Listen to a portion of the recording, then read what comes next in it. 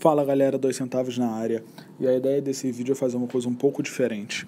Eu quero pegar um texto que a galera gosta muito de usar em rede social sempre que tem algum tipo de manifestação contra o governo e debater ele um pouquinho, tá? O texto é o texto do Gregório do Vivier, que saiu na coluna dele na Folha no dia 29 de junho de 2015. Eu vou deixar o link aqui embaixo. E o título do texto é A Privada e a Bicicleta. Você sabe que lá fora você pode deixar a bicicleta sem cadeado, mas lá fora é você quem limpa a sua privada. E bem, eu nasci no Rio, eu sou o que provavelmente a maior parte da galera de esquerda considera elite hoje em dia. E sim, eu lavo a minha privada aqui fora, mas sinceramente o meu caráter não foi formado nem um pouco diferente por conta disso. E eu acho que isso talvez seja o ponto mais interessante para se passar nesse texto. E em primeiro lugar, eu me lembro que, quando eu era bem mais moleque, eu ia direto no teatro assistir, na época eram Zenas Improvisadas, que era uma peça que o Gregório fazia, que eu achava muito divertida, sempre gostei muito, e eu sempre fui muito fã do Gregório como artista. Até que eu comecei a ver os textos que ele escrevia, e ele parece que ele se tornou o típico exemplo e a caricatura da esquerda caviar.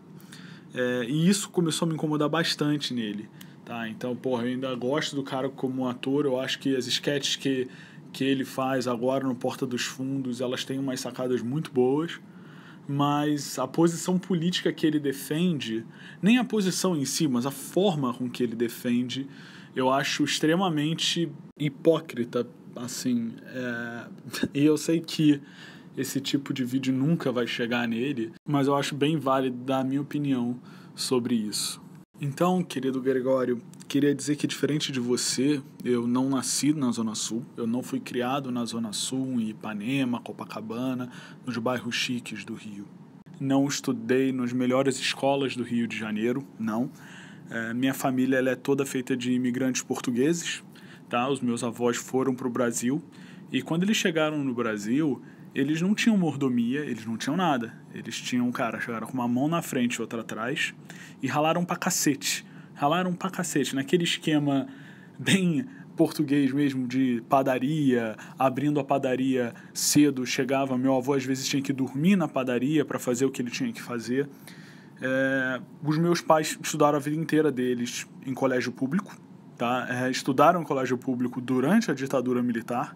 Nenhum dos dois apoiou a ditadura militar, nenhum dos dois foi a favor da ditadura militar. Mas eles conseguiram crescer, através de muito trabalho, através de todo o suporte que a gente teve familiar. E eu e a minha irmã, a gente também teve um bom suporte familiar, teve ajuda. No nosso caso, a gente já conseguiu estudar em uma escola particular, porque na época as escolas públicas já estavam bem ruins.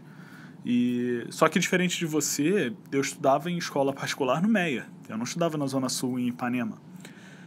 E eu via o quanto a minha mãe e o meu pai ralavam, o quanto minha família inteira ralou. Tá? Isso serviu de exemplo para mim. Isso me fez criar um caráter. E me fez, principalmente, valorizar o que eles conseguiram ter e o que eles conseguiram me dar. Mas eu entendo você. Eu conheci muita gente igual a você. E eu entendo que para você deve ser muito ruim se olhar no espelho todo dia e ver que do seu lado você teve tudo. Você nasceu num bairro chique, teve pessoas que foram envolvidas em altos cargos de governo na família, já nasceu com bastante coisa na mão, não teve muita dificuldade, pelo que eu saiba. Estudou a vida inteira Zona Sul do Rio de Janeiro, um lugar que hoje em dia é mais caro do que Londres. E é isso. Eu imagino que para você deve ser muito difícil, né? Se olhar no espelho e falar, eu tive tudo. E eu tô vendo o cara aqui sem nada. E será que eu posso ajudar o cara? Eu acho que sim. Eu acho que você pode, tá? Eu acho que você pode. Mas eu acho que você pode fazer isso de uma forma certa. E eu acho que aí é que você peca. Porque você se olhar no espelho e se sentir, não sei, com vergonha, talvez, ou se sentir favorecido, faz parte. É o primeiro passo. O primeiro passo para você aprender a ser humilde. Mas para você aprender a ser humilde, você também tem que saber que você tem que defender o que é melhor para o país. E quando você pega e transforma diversos argumentos em um espantalho e transforma uma classe inteira ou transforma um grupo de pessoas num espantalho e bate nesse grupo de pessoas, você só está dividindo mais o país. Se você é um cara que tem influência, se você é um cara que teve grana, se você é um cara que teve uma boa família, você consegue mais do que isso. Então, esse seu argumento extremamente falacioso, fazendo um espantalho de uma certa elite que hoje em dia protesta contra o governo, é ridículo. É por isso que eu falo que você é um hipócrita. Porque você junta uma galera que saiu às ruas, você chama essa galera toda de elite, porque está indo contra o partido que está no poder que você apoia, e você coloca todos eles no mesmo saco. Você diz que essa dita elite apoiou a ditadura, na verdade, foi contra o fim da escravidão, e foi a favor do Collor, e bota todo mundo meio que no mesmo saco de gato, transforma isso num espantalho para bater. É um argumento extremamente falacioso, e eu tenho certeza que você sabe disso, e isso é o que me dá mais raiva. E principalmente quando você começa a falar que dá raiva porque no Brasil a gente é assaltado, a gente perde as coisas que a gente comprou, e novamente você fala isso de uma forma extremamente irônica, algo do tipo, nossa, eu sei que deu muito trabalho você suando para conseguir comprar um iPhone e você é roubado e você fica muito chateado e nessas horas quer morar fora, mas aí você tem que lembrar que lá fora você lava sua privada e coisas parecidas, fazendo esse tipo de comparação esdrúxula e ridícula.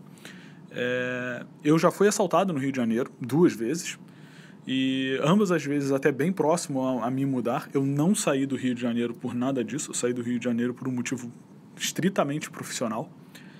Mas nas 2 vezes eu fui assaltado, me levaram o meu telefone, que eu paguei com o meu trabalho, me levaram, dinheiro, documentos, tudo. E em ambas as vezes, na verdade, com armas apontadas para minha cara, tá? Então não foi nenhum crime de leve, assim, não foi só um maluco chegando, metendo a mão e saindo correndo, não. Foi uma faca no pescoço e uma arma apontada na minha cara. Então, eu, como exemplo, entre aspas gigantescas aqui, de elite, te digo que em ambas as vezes o que me deu mais vontade de finalmente sair do país não foi o que eu perdi, foi o que eu poderia ter perdido. Foi saber que se eu fizesse algum movimento errado, a faca ia passar na minha garganta e o cara ia atirar, sem o menor sombra de dúvida, sem pestanejar, tá? Então, isso sim dá vontade de você jogar tudo pro alto e morar fora. E independente de lavar ou não a minha privada aqui fora, isso é muito mais uma consequência de um país desenvolvido, de um país que tem investimento de fato em educação e de um país que defende uma política muito mais liberal do que o Brasil. Se você acha que o seu textinho é contra a elite, você, na verdade, só está pegando um governo que hoje em dia você defende e que esse governo está no poder aos 3 últimos mandatos, na verdade está começando o 4º, e não mudou porra nenhuma. Porque, na verdade, a situação continua ruim. Na verdade, se bobear, pior. E veja bem, a gente concorda com você, tá? A gente sabe que não é reduzindo a maioridade penal, que não é blindando o carro, que não é se isolando do resto do país, que as coisas vão melhorar. A gente sabe que vai melhorar a partir do momento em que você começa a diminuir o abismo que você tem das pessoas pobres para as pessoas ricas. E a gente também sabe que a forma certa de se fazer isso não é simplesmente punindo mais a classe média com mais imposto, que é simplesmente você criando crescimento econômico. É você dando a chance do cara que é pobre ter o que o meu avô teve, o que a minha família teve. Eles tiveram oportunidade, eles cresceram, eles trabalharam e eles fizeram parte deles. Não adianta o Estado ser papai e mamãe. Não adianta o povo ficar esperando as coisas acontecerem. Também não dá para defender um lado da moeda só. E sim, os milionários americanos, eles gostam de doar dinheiro. Eu diria até que eles gostam mais de doar dinheiro para cobrir parte do imposto que eles teriam que pagar, sim, tá? Porque no final das contas um milionário americano paga menos imposto do que um cara que é classe média. Só que os Estados Unidos também não deveria servir de exemplo para nada no Brasil, tá? São países diferentes, que tiveram diferenças históricas gritantes, são países que se desenvolveram de forma diferente e que as pessoas têm uma mentalidade completamente diferente. Afinal de contas, o American Way of Life, você constrói a sua riqueza, você faz a sua riqueza. O país te dá a oportunidade e você corre atrás. No Brazilian Way of Life, as pessoas ficam esperando o Estado tomar conta. Então, meu querido Gregório, quando você se olhar de novo no espelho e você ver que você é sim parte da elite e que talvez você seja, intelectualmente bem avantajado, que você tenha essa percepção de mundo diferenciada da maior parte da elite e que você realmente se importa com as pessoas, lembra que as pessoas são todas, não são um grupo só. Eu concordo que os mais pobres precisam sim de ajuda e eu acho que nenhum rico, nenhum cara da elite, nenhuma pessoa que hoje em dia é tida como elite, mesmo que não seja, que é o meu caso, mas eu tenho certeza que nenhuma pessoa vai querer que o pobre fique mais pobre. Todo mundo quer um lugar melhor, todo mundo está em busca de um Brasil melhor. A gente pode ter opção diferente de chegar lá. Eu posso ter uma opinião que é divergente da sua e beleza, eu aceito a sua opinião. Mas eu não vou trabalhar para dividir mais um povo que já está sendo dividido. Eu não vou apoiar um governo que fica gastando todas as suas fichas e força política para defender ministro corrupto, para defender ex-presidente corrupto, para defender um esquema de corrupção gigante, enquanto o país cai na maior crise econômica que está vivendo. Eu não vou defender esse tipo de governo. E se você quiser um país mais igualitário, talvez você tenha que começar a pensar em não defender também. Tudo bem?